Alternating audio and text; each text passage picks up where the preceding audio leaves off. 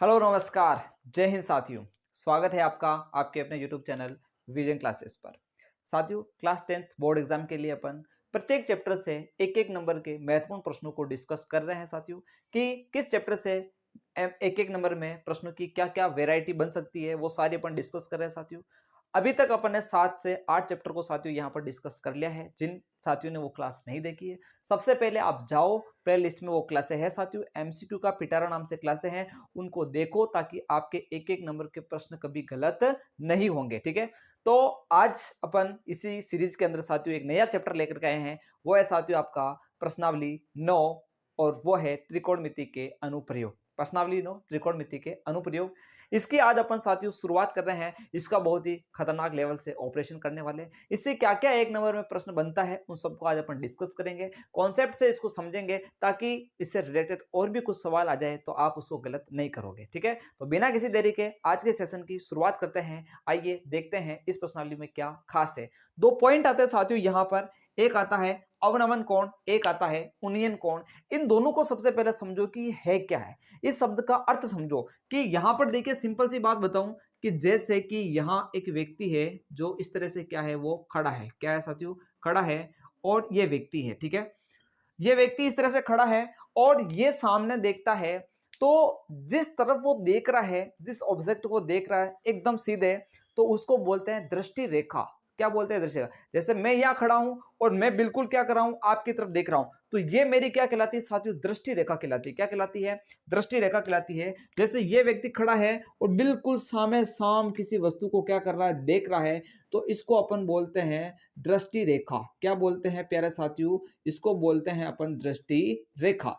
यानी जिस ऑब्जेक्ट को अपन सामने सामने देखते हैं सीधा सीध में, उसको अपन बोलते हैं दृष्टि रेखा। अब मेरी बात सुनना। अब माना कि मैं इस सीध में आपको देख रहा हूं, लेकिन मुझे अचानक किसी चीज को ऊपर की तरफ देखना हो, तो मैं क्या करूंगा? इस दृष्टि रेखा के साथ में कोई ना कोई एंगल बनाऊंगा, यानी ऊपर की तरफ देखने के लिए कोई ना कोई क्या करूंगा। जैसे मैं इधर देख रहा हूं, बिल्कुल सामने देख रहा हूं मैं, और यह है मेरी भी कौन सी रेखा साथियों? दृष्टि रेखा। लेकिन मुझे किसी ऊपर वाली वस्तु को देखने के लिए इस दृष्टि रेखा के सामने मुझे क्या करना पड़ेगा? गर्दन को ऊपर उठाना पड़ेगा। यानी जैसे मैंने ये ऊपर की तरफ देखा किसी वस्तु को, तो ये जो आप एंगल देख रहे हो ऊपर उठने के लिए, एक एंगल बन रहा है दृष्टि रेखा के साथ में। आपकी जो अब नजर है ऊपर की तरफ है, ये जो एंगल बन रहा है, इसको अपन बोलते हैं उन्नयन कोण। क्या बोलते हैं? उन्नयन कोण। अब इसको याद कैसे रखना है? तो याद कैसे रखना, देखिए कि आप जैसे कोई व्यक्ति है वो उन्नति कर रहा है, क्या कर रहा है? तरक्की कर रहा है। तो पहले उसकी पोजीशन ये थी, अब उन्नति करेगा तो मुझे बताओ ऊपर उठेगा कि नहीं उठेगा? तो आप बोलोगे बिल्कुल ऊपर उठेगा। इसका मतलब उन्नयन कोण हमेशा दृष्टि रेखा से किस तरफ बनता है? ऊपर की तरफ बनता है। ये जो कोण बनता है इसको अपन बोलते हैं उन्नयन कोण। क्या बोलते हैं? उन्नयन कोण कहते हैं। इतना सा आपको ध्यान रखना। उन्नयन का मतलब होता है उन्नति, और उन्नति के लिए आपको जो आपकी मेन लाइन थी वो गरीबी रेखा थी, उससे गरीबी रेखा से ऊपर की तरफ जाना पड़ेगा। ऊपर की तरफ उन्नति होती है तो ऊपर की तरफ उन्नयन कोण बनता है। क्या बनता है? उन्नयन कोण बनता है।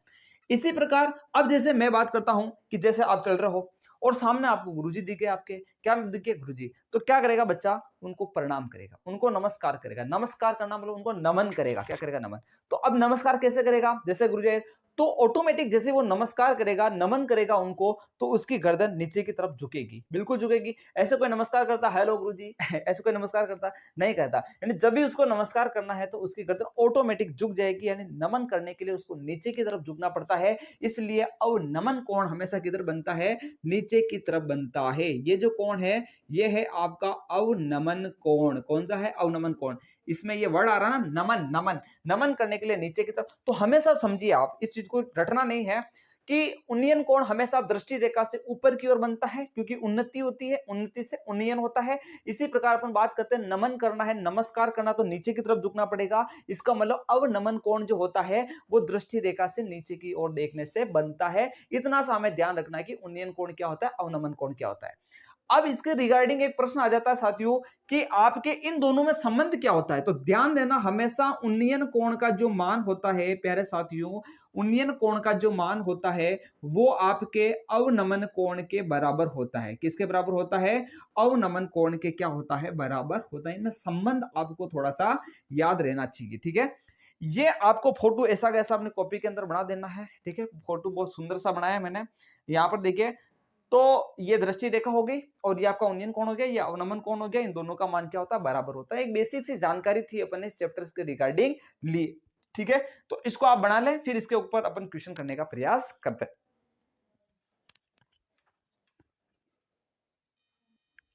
तो क्वेश्चन की शुरुआत करते हैं। फर्स्ट क्वेश्चन देखिए, आपको क्या बोला जा रहा है कि किसी मीनार की छाया उसकी ऊंचाई के बराबर है तो सूर्य का उन्नयन कोण ज्ञात करो। यह प्रश्न बड़ा आता रहता है, ठीक है, बड़ा रिपीटेड प्रश्न है। हमें क्या बोल रहा है कि मीनार की छाया और ऊंचाई दोनों बराबर है। मान लेते हैं कि ये मीनार की ऊंचाई है और ये मीनार की क्या है, छाया। जब भी मीनार की छाया और ऊंचाई का प्रश्न आता है ना, तो उसका डायग्राम कुछ इस प्रकार से बनता है। ये मीनार की ऊंचाई होती है, ठीक है ना, ये आपके मीनार की क्या है, ऊंचाई है। और ये जो आपके होती है छाया, ये क्या होती है, नीचे हमेशा क्या बनती है, छाया बनती है। ये मीनार कोई खड़ी है और उसकी छाया हमेशा क्या बन रही है, नीचे की तरफ बन रही है। अब यहां पर देखना, इस तरह का ये डायग्राम बना दिया अपन ने। ये दोनों बराबर दे रखा है, मीनार की ऊंचाई और छाया। जैसे मीनार की ऊंचाई अगर h है तो छाया भी कितनी होगी, h। तो मुझे क्या करना है, यहाँ पर इस मीनार के शिखर का देखो दो पॉइंट होते हैं। एक तो होता है पाद बिंदु जो कि धरातल को स्पर्श करता है, एक होता है शिखर बिंदु जो कि आपका टॉप पर होता है। दो पॉइंट होते हैं, एक तो पाद बिंदु होता है, एक आपका क्या होता है, शिखर बिंदु होता है। तो हमें ये बोल रहा है कि मीनार के शिखर के साथ उन्नयन कोण, यानी ये मीनार के साथ शिखर के साथ में जो उन्नयन कोण बन रहा है, वो हमें यहां पर क्या करना साथियों, ज्ञात करना है कि मीनार के शिखर के साथ उन्नयन कोण कितना बनेगा। तो इस तरह के जो जितने भी सवाल होते हैं उनको करने का देखिए साथियों एक ही तरीका होता है, मैं आपको बता देता हूं, यहां पर समझने का प्रयास करें। इस तरह के सवालों को करने का एक ही तरीका होता है कि आपको सबसे पहले ये आइडेंटिफाई करना साथियों की ये पहचान करनी है कि इस सवाल में कौन सा त्रिकोणमितीय अनुपात लगेगा। यदि आपने सवाल में ये पहचानना सीख लिया है कि इसमें ये त्रिकोणमितीय अनुपात लग रहा है, साइन लग रहा है कि कोस लग रहा है कि टेन लग रहा है या कोट या सेक जो भी लग रहा है, वो अगर आपने पहचान लिया है तो सवाल आपके लिए हलवा पूड़ी है। अब मेरी बात सुनो, कैसे पहचानेंगे। तो हमने एक काक्सा को याद किया था, वो काक्सा कौन से थे साथियों, तो वो थे लाल काक्सा। कौन से काक्सा थे, लाल काक्सा थे। यानी लाल कक्का हमें अच्छे से याद रहना चाहिए। ये वाले काक्सा आपको याद होना चाहिए, आपके काक्सा भले याद हो या ना हो, क्योंकि ये हमारे बहुत ही काम के हैं। अब मेरी बात को ध्यान से सुनना, ये है लाल कक्का, ठीक है। अब यहां कौन विराजता है, तो यहाँ साइन भाई साहब, और यहाँ पर कॉस भाई साहब, यहाँ पर कौन है, तो ये टेन भाई साहब बैठते हैं, ठीक है ना। इनकी सीट ध्यान रखना, ठीक है, सीट चेंज कर दी तो फिर इनका भारी झगड़ा हो जाएगा, ठीक है ना। साइन कॉस टेन, और यहाँ बैठते हैं आपके कोसेक भाई साहब, ठीक है, कोसेक भाई साहब, और यहाँ बैठते हैं आपके सेक, और यहाँ बैठते हैं कॉट। इतना सा हमें ध्यान रखना।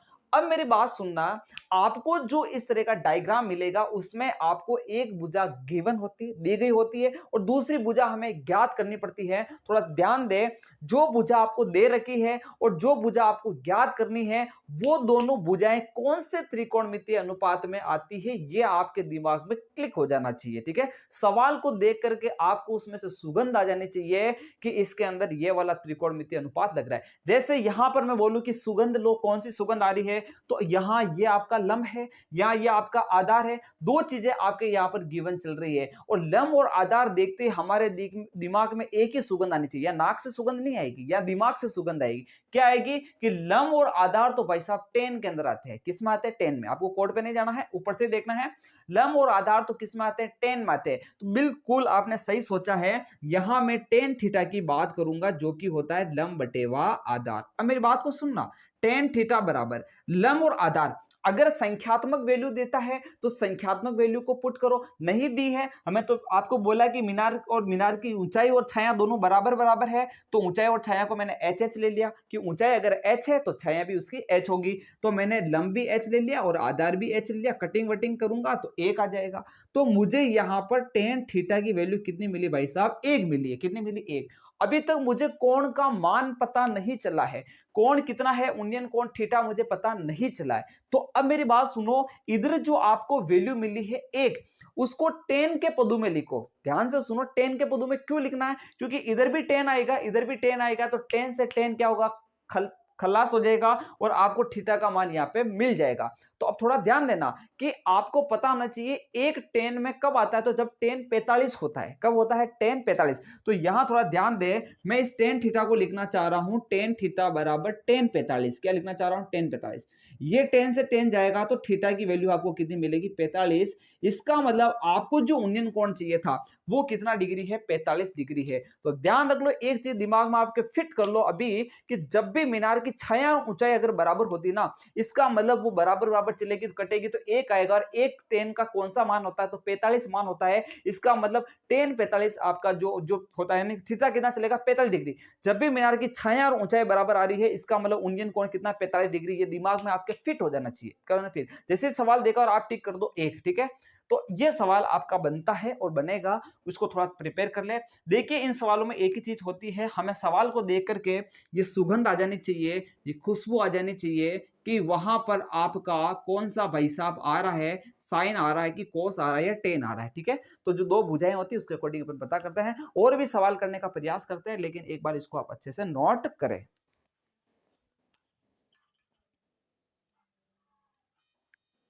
देखिए अगला सवाल करते हैं, क्वेश्चन नंबर 2 पर देखते हैं। यहां बोल रहा है कि एक खंबे की छाया की जो लंबाई है वो उसकी ऊंचाई की √3 गुना है। अच्छा सवाल है, थोड़ा देखना।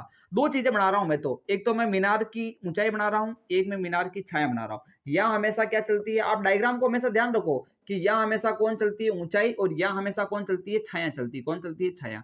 अब इन दोनों में आपको कुछ ना कुछ संबंध दे रखा है। क्या दे रखा है? ये बोल रहा है कि मीनार के खंबे की छाया की लंबाई, यानी ये जो छाया है वो बोल रहा है भाई साहब, ये जो छाया है वो छाया क्या है? देखना क्या छाया है? वो छाया है वो खंबे की ऊंचाई की √3 गुना है। अगर मैं ऊंचाई को मान लेता हूं h, कितना मान लिया? h।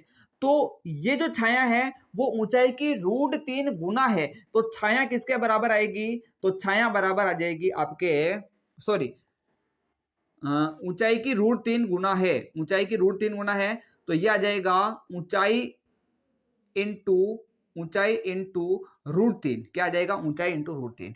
भाई ये चीज है ना, वो ये कहना चाह रहा है कि जो छाया की लंबाई है भाई साहब वो ऊंचाई की √3 गुना है। तो ऊंचाई को मैं क्या कर दूंगा? √3 से गुणा कर दूंगा। तो यहां पर आप देखना कि ये जो छाया है और इसके बटा में क्या भेजता हूं? ऊंचाई भेज लेता हूं। क्या भेज देता हूं? ऊंचाई। क्या भेज देता हूं? ऊंचाई। तो ये जो ऊंचाई है वो आ जाएगा आपके बराबर कितना? √3/1। बटा में कितना लिख सकता हूं? मैं 1 लिख सकता हूं। तो √3/1। यहां पर अगर मेरी बात सुनो, ये आपके किसका काम कर रहा है? ये लंब का काम कर रहा है। ये किसका काम कर रहा है? ये आधार का काम कर रहा है।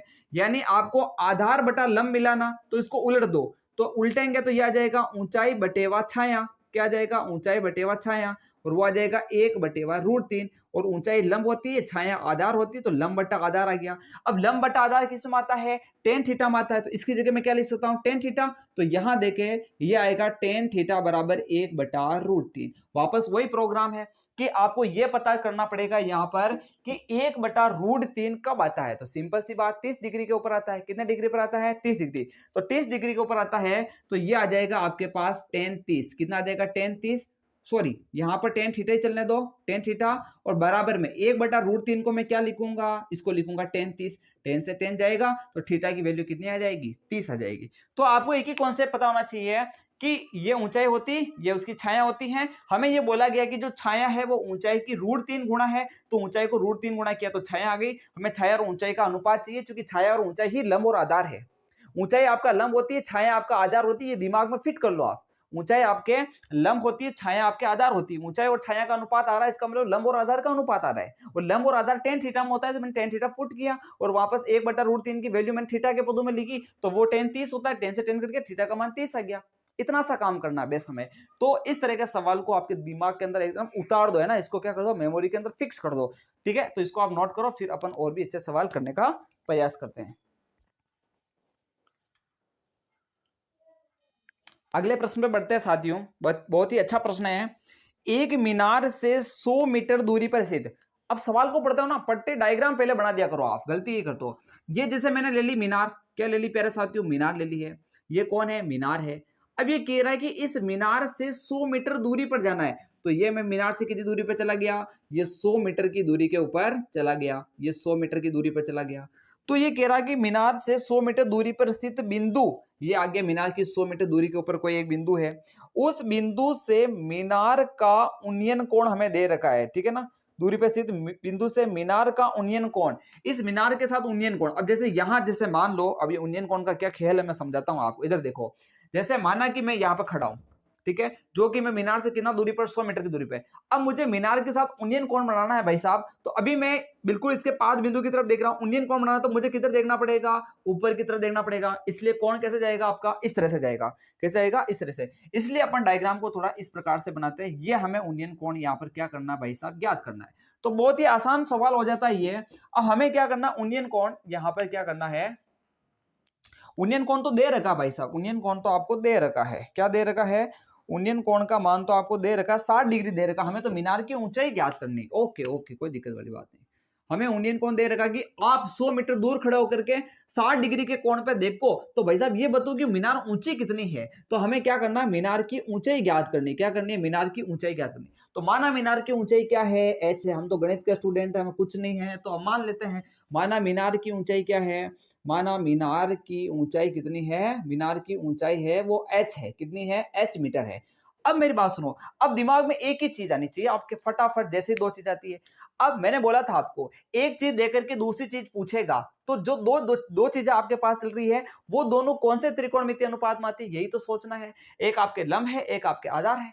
भाई हमेशा मैंने बोला था, मीनार हमेशा आपका लंब होती है, और ये आपका जो दूरी वगैरह नीचे जो धरातल पर काम चलता है वो आपका आधार होता है। तो लंब और आधार ये दोनों चीजें दे रखी है आपको। अब दे नहीं रखी, एक चीज ज्ञात करनी है, लेकिन एक चीज देगा, दूसरी चीज जो ज्ञात करनी, वो दोनों कहां आती है, कौन से त्रिकोणमितीय अनुपात में आती है, हमें पता करना है। तो लंब और आधार tan थीटा में आती है। तो जैसे मैं यहाँ पर tan थीटा लगाऊंगा, तो tan थीटा लगाऊंगा तो प्यारे साथियों वो आएगा लंब बटेवा आधार। लंब कितना है, h है, आधार कितना है, 100 है, थीटा कितना है, 60 है। तो ये हो जाएगा tan 60 बराबर आ जाएगा h बटा 100। तो tan 60 का मान होता है √3, तो √3 बराबर हो जाएगा h बटेवा 100। हमें किसका मान चाहिए, h का मान। तो ये 100 बटा में है, तो इधर आके क्या होगा, गुणा। तो h का मान आ जाएगा 100√3 मीटर। तो h कितना हो जाएगा साथियों, 100√3 मीटर हो जाएगा। ये हमें इतना सा पता होना चाहिए। राइट ऑप्शन कौन सा हो जाएगा, तो ऑप्शन में देकर के आप बता सकते हो 100√3 मीटर, यानी से ऑप्शन आपका क्या हो जाएगा, राइट हो जाएगा। ठीक है, तो इस प्रकार ये प्रश्न भी आपको आना चाहिए। ठीक है, सवाल कितनी भी वैरायटी में देते साथियों, एक ही चीज दिमाग में होनी चाहिए कि जो दो भुजा चल रही है, चाहे एक ज्ञात हो या एक अज्ञात हो, वो दोनों कौन से त्रिकोणमितीय अनुपात में आती है। अगर ये सुगंध आपको आ गई है ना, तो सवाल आपका कुछ नहीं बिगाड़ सकता है। ठीक है, इस चीज का आप ध्यान रखें। अब एक छोटा सा प्यारा सा प्रश्न है, जो कि मैंने आपको पहले बता दिया है। उन्नयन कोण सदैव अवनमन कोण के होता है। छोटा होता है, बड़ा होता है, बराबर होता है, छोटा या बड़ा जो भी है। तो मैंने बोला था सदैव दोनों क्या होता है, बराबर होता है। एक ही चीज ध्यान रखनी है, तो से ऑप्शन राइट हो जाएगा। ठीक है, तो इस क्वेश्चन को आप नोट करो। एक और क्वेश्चन कराता हूं मैं, इसके बाद छोटे छोटे क्वेश्चन और है, 2-5 कर लेते हैं, फिर उसके बाद कहानी खत्म करते हैं। तो नोट कर दो इसको। तो अगले प्रश्न की बात करते हैं साथियों। यहां पर क्या बोला जा रहा है, थोड़ा ध्यान से देखना है ना। ये बोल रहा है कि 5 मीटर ऊंची एक मीनार। ओके, ये 5 मीटर ऊंची मैंने क्या ले ली है साथियों, एक मीनार ले ली है। ये है आपके कौन सी नार, तो ये है मीनार। ठीक है, अब आगे क्या बोल रहा है, हमें कह रहा है कि मीनार से, कहां से, मीनार से पृथ्वी पर स्थित किसी बिंदु का अवनमन कोण 30 डिग्री है। अब हम जैसे माना कि मैं यहां खड़ा हूं, कहां खड़ा हूं, मीनार पर खड़ा हूं। ये मैं कहां पर खड़ा हूं, मीनार से। अब मुझे अवनमन कोण बनाना है, मेरी दृष्टि रेखा कौन सी, ये है। तो अब मीनार से मुझे अवनमन कोण बनाना है पृथ्वी के साथ, तो मुझे कहां देखना पड़ेगा, नीचे की तरफ देखना पड़ेगा। तो ये जो अवनमन कोण बन रहा है प्यारे साथियों, जैसे ये आपकी कौन सी रेखा है, दृष्टि रेखा। मेरी बात को समझना, यहां पर आप अवनमन कोण जो बना रहे हो पृथ्वी के साथ में, वो पृथ्वी के किसी बिंदु के साथ में बना रहे हो, वो कितना डिग्री बना रहे हो, तो आप बना रहे हो 30 डिग्री। कितना बना रहे हो, 30 डिग्री। अब मैं आपको बात समझाता हूं, है ना, समझने का प्रयास करें। तो हमें वो दूरी ज्ञात करनी है कि बिंदु मीनार से, बिंदु है वो मीनार से कितना दूरी पर, वो हमें ज्ञात करना। तो हमारे पास तो वैसा कुछ नहीं है, तो x है। ठीक है ना, कुछ भी नहीं है तो x है, मान लिया कि वो x दूरी के ऊपर स्थित है। अब यहाँ पर एक कॉन्सेप्ट समझाता हूं कि अपन 30 यहां क्यों लिखते हैं। 30 तो यहां पर है, 30 यहां कैसा है, पहले बात तो यहां कैसा है जो समझो, कि हम जैसे, मैं जैसे मीनार के ऊपर खड़ा हूं, यहाँ पे मीनार की चोटी पे खड़ा हूं। अब मेरी दृष्टि रेखा ये थी, मैं सामने देख रहा था, लेकिन मुझे क्या करना, पृथ्वी पर अगर किसी बिंदु को देखना है तो मुझे दृष्टि रेखा के साथ क्या करना पड़ेगा, झुकाव बनाना पड़ेगा, नीचे की तरफ देखना पड़ेगा। इसका मतलब अवनमन कोण बनेगा। तो ये 30 डिग्री का आ रहा है, ये तो मुझे पता चल गया। अब कॉन्सेप्ट को समझना, यहां 30 क्यों आया, क्योंकि मुझे पता है कि हमारी दृष्टि रेखा और ये पृथ्वी जो है, ये दोनों क्या है, समांतर है। कैसे समांतर, और दो समांतर रेखाओं को तिर्यक रेखा जब काटती है तो आपके एकांतर कोण बनता है, जेड की आकृति में बनने वाला कोण। देखो ये जेड की आकृति में बनने वाला कोण एकांतर कोण, और एकांतर कोण क्या होता है, बराबर होता है। इसलिए मैंने ये 30 था तो ये भी 30 ले लिया है। इसका हमारे यहाँ पर कोई रोल नहीं है, ये समझाने वाली बात थी कि यहाँ पर 30 कैसे आया है। क्योंकि आप यूं नहीं समझ जाओगे सर ये तो ऊपर वाला कोण बन रहा है तो उन्नयन कोण होना चाहिए। भाई साहब ये उन्नयन कोण नहीं है, ये आपके अवनमन कोण है। ठीक है, अवनमन कोण यहाँ 30 कैसा है पता चल जाना चाहिए आपको। ठीक है, तो ये मैटर है।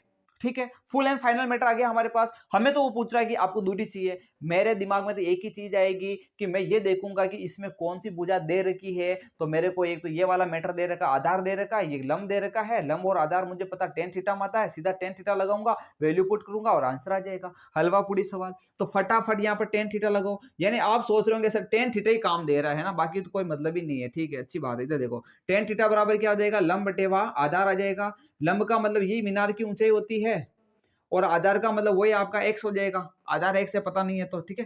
थीटा कितना चल रहा है तो 30 चल रहा है, तो इसको tan 30 ले लो। कितना ले लो, tan 30 ले लो। ये 5 बटा क्या हो जाएगा, x हो जाएगा। tan 30 का मान अभी भी पढ़ा हमने लेटेस्ट ताजा ताजा 1 बटा √3 होता है, तो ये 5 बटा x हो जाएगा। ले दे के x का मान चाहिए ना, तो वज्र गुणा कर लो। x को 1 से गुणा कर लो, √3 को 5 से गुणा करो। x 1 से गुणा होगा तो कितना आएगा, x आएगा। ठीक है, और 5 और √3 गुणा हो जाएंगे एक तरफ जाकर के, तो 5 √3 मीटर हो जाएगा। तो हमने फाइनली पता कर लिया है कि आपके वो बिंदु है वो मीनार से कितनी दूरी पर है, तो 5 √3 मीटर की दूरी पर क्या है, स्थित है। तो इस तरह का सवाल भी हमें आना चाहिए जो कि बहुत ही आसान है। तो यहाँ पर हमने इसका पता कर लिया है 5 √3 मीटर, यानी ऑप्शन नंबर से आपका राइट हो जाएगा। ठीक है, फिर अगला क्वेश्चन है, एक मीनार की ऊंचाई और उसकी परछाई बराबर है तो उन्नयन कोण का मान कितना होगा। वो तो वही बात आ गई है, ऊंचाई परछाई वाला सवाल। कि अब मैंने पहले ही बोला था जब भी ऊंचाई परछाई के बराबर हो जाती है तो उन्नयन कोण 45 डिग्री हो जाता है। वही सवाल है। देखो ये मीनार की ऊंचाई है और ये उसकी परछाई है। परछाई बोलो या छाया बोलो, माया तो वही है। ठीक है, तो ये आपके ऊंचाई हो जाएगी और ये उसकी परछाई हो जाएगी, परछाई हो जाएगी। ये दोनों जब बराबर दे दे, एच एच दे दे, तो मुझे पता है इन दोनों का अनुपात लूंगा तो 1 आएगा, दोनों कटेंगे तो ये कोण कितना आएगा, 45 आएगा। दिमाग में फिट कर लो हमेशा, जब भी मीनार की ऊंचाई छाया ऊंचाई परछाई बराबर दे दे तो उन्नयन कोण 45 डिग्री होता है। इतनी सी बात है जो आपको दिमाग में रखनी है, तो इसको भी आप समझ सकते हैं। एक आपके जैसे रिक्त स्थान के प्रश्न की बात कर लेते हैं कि प्रेक्षक की आंख से उस वस्तु के बिंदु को मिलाने वाली रेखा को क्या बोलते हैं। जैसे मैं प्रेक्षक हूं, मैं देख रहा हूं सामने, आप वो वस्तु हो मेरे लिए, मैं आपको देख रहा हूं, ये मेरी सीधी रेखा है, इसको क्या बोलते हैं, तो इसको दृष्टि रेखा कहते हैं। तो प्रेक्षक के द्वारा वस्तु को देखने वाली रेखा दृष्टि रेखा कहलाती है। आगे बात समझ में। इसके अलावा अगला सवाल देखिए, ये रिक्त स्थान का सवाल है जो आप समझते जाइए। ठीक है, कि जब प्रेक्षक किसी वस्तु को देखने के लिए अपना सिर ऊपर उठाता है, जैसे मैं इधर देख रहा हूं, ठीक है, आपको देख रहा हूं, ये दृष्टि रेखा मेरी, अब मुझे सिर उठा करके ऊपर वाली वस्तु को देखना है, तो ये कह रहा ऊपर उठाता है और देखता है तो वस्तु आंख से उन्नयन कोण बनाती है।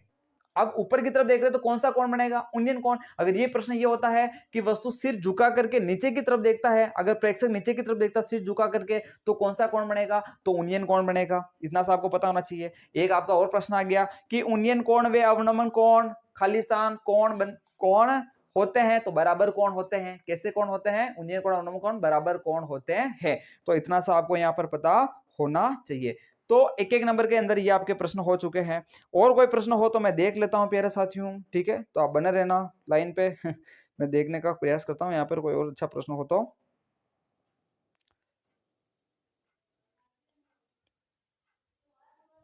यहाँ पर देखिए एक अच्छा प्रश्न है, ये इसको कर लेते हैं, इसको नोट करो, एक और प्रश्न करा देता हूँ मैं। ठीक है, फिर अपन आज क्लोज करेंगे। यहाँ पर देखिए एक और प्रश्न लेते हैं अपन। जैसे अभी तक अपने चल रहा था कि छाया और ऊंचाई छाया ऊंचा बराबर चल रही थी, थोड़ा अलग अलग आ जाए तो उसके लिए क्या करेंगे। जैसे हमें सवाल बोला जा रहा है कि एक 6 मीटर ऊंचे खंबा, हमें 6 मीटर ऊंचा खंबा दे रखा है और उसकी छाया कितनी बन रही है पृथ्वी पर, तो 2√3 बन रही है। तो ये छाया कितनी बन रही है, 2√3 बन रही है। तो सवाल का डायग्राम बनाना तो आपको आ गया होगा ना, जब भी खंबे की ऊंचाई बोले तो ये और उसकी छाया बोले तो ये यहाँ लिख देना। ठीक है, हमें यहाँ पर क्या करना है, यहाँ पर देखिए 2√3 मीटर है तो सूर्य का उन्नयन कोण, माना कि यहाँ पर क्या है साथियों, सूर्य है, सूर्य है ना, ये सूर्य है, हमें सूर्य का क्या करना है, उन्नयन कोण ज्ञात करना है। उसको ऊपर की तरफ देखेंगे तो उन्नयन कोण नहीं बनेगा ना, ये उन्नयन कोण ज्ञात करना है। तो हमारे दिमाग में एक ही चीज आएगी, वो ये आएगी कि हमें कौन कौन सी भुजा दे रखी है, तो हमें लंब दे रखा है और हमें आधार दे रखा है। तो हम कौन सा थीटा लगाएंगे, तो हम tan थीटा लगाएंगे। लंब बटा आधार, थीटा कितना है तो हमें पता थोड़ी है, थीटा तो हमें ज्ञात करना है। तो लंब कितना दे रखा है, तो आप बोलोगे 6 दे रखा है। आधार कितना दे रखा, तो आप बोलोगे 2/√3। अब 2 बटा वाला √3 कहाँ चला जाएगा, ऊपर √3 गुणा में चला जाएगा, ठीक है। तो ये देखो कटेगा, कटिंग वटिंग करो, 2 3 कितना आ जाएगा, 6 आ जाएगा। तो tan थीटा बराबर आ जाएगा आपके पास 3√3 लंब बटेवा आधार tan थीटा। ओके, तो यहाँ पर कोई गड़बड़ हो रही है क्या? तो यहाँ साथियों थोड़ी गड़बड़ हो रही है, इसको थोड़ा देखने का प्रयास करना। ये हमें 2/√3 नहीं दे रखा है ना, ये 2√3 दे रखा। कितना दे रखा, 2√3, ठीक है। तो यहाँ पर लंब की जगह आपके 6 लिखेंगे, नीचे 2√3, ये √3 नीचे आएगा, ठीक है। तो 2 से ये कितनी बार कटा, 3 बार कटा। तो ऊपर तो आ जाएगा आपके पास 3 और नीचे आ जाएगा आपके पास √3। अब ये दोनों मीटर कैसे कटेंगे इसको समझना थोड़ा। 3 का मतलब होता है √3 इंटू √3। जब भी रूट में कोई संख्या सेम सेम गुणा होती है तो बाहर आती तो 3 बन जाती। जैसे 5 चाहिए तो √5 इंटू √5 होता है। इसका मतलब मुझे पता चल गया कि 3 में 2 √3 छिपे हुए हैं। तो एक √3 काटूंगा तो एक √3 बचेगा कि नहीं बचेगा। तो tan थीटा किसके बराबर आ चुका है, तो tan थीटा बराबर आ चुका है √3 के बराबर आ चुका है। अब देखना थीटा की वैल्यू चाहिए मुझे, तो इस थीटा को मैं क्या लिख सकता हूं, तो इसको छोड़ो, इसको क्या लिख सकता हूं, 60 लिख सकता हूं। tan 60, √3 tan 60 पर होता है ना। तो यहां पर मैं लिखूंगा tan थीटा, तो ऐसा का ऐसा, और उसको मैं लिखूंगा tan 60। तो थीटा से थीटा गया, tan से tan गया, और थीटा बराबर कितना आ गया, 60 डिग्री। तो ये उन्नयन कोण कितना आ जाएगा, 60 डिग्री यहाँ पर आ जाएगा। तो साथियों, प्यारे साथियों, अपन ने यहाँ पर क्या है कि प्रश्नावली 9 आपके जो त्रिकोणमिति के जो अनुप्रयोग पर आधारित जो प्रश्नावली थी, यानी इसका नाम ही त्रिकोणमिति का अनुप्रयोग, यानी उसको एक ऐसे उसका यूज करना है, त्रिकोणमिति का क्या करना है, यूज करना है, और हमें सवालों को यहाँ पर क्या करना है। तो हमने आज उसको क्या कर लिया साथियों, यहाँ पर कंप्लीट कर लिया है। तो क्लास कैसी लगी कमेंट बॉक्स में जरूर लिखे, अच्छी लगे तो लाइक करें, और चैनल पर नए हो तो इसको सब्सक्राइब करें, और आगे तक इसको क्या करें, शेयर करें। बाकी आगे आने वाली क्लासों के अंदर अपन आगे और डिस्कस करेंगे। आज के लिए इतना ही देखेंगे, ठीक है। अंत में इतना ही कहूंगा कि इंतजार रहे आपको उस क्लास का जो भी शानदार और जानदार होने वाली है, ठीक है। जय हिंद, जय भारत।